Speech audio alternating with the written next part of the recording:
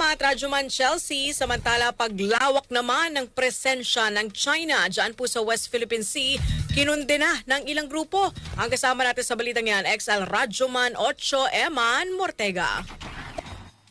Maring kinokondena ng ilang grupo ang patuloy na pagkapalawak ng pwersa ng China sa ilang teritoryo na bansa sa West Philippine Sea. Bukod dito, muli rin tinulugsa ng grupo ni Chairman Emeritus Dr. Jose Antonio Goycia ang pagpigil ng China sa mga mangingisdang Pilipino sa Scarborough Shoal kahit ang lugar ay nasa loob ng Exclusive Economic Zone ng Pilipinas.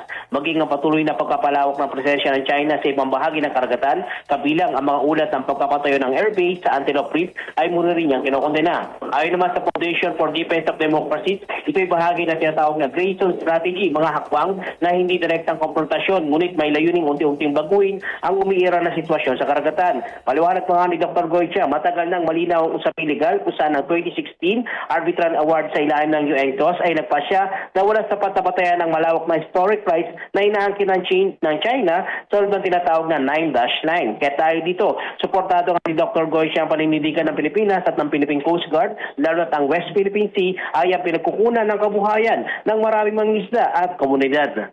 Kasama mo sa lungsod ng Maynila, Radyoman 8 Eman Mortega, Tatak Armen, Bisexel, 558. Samantala, ang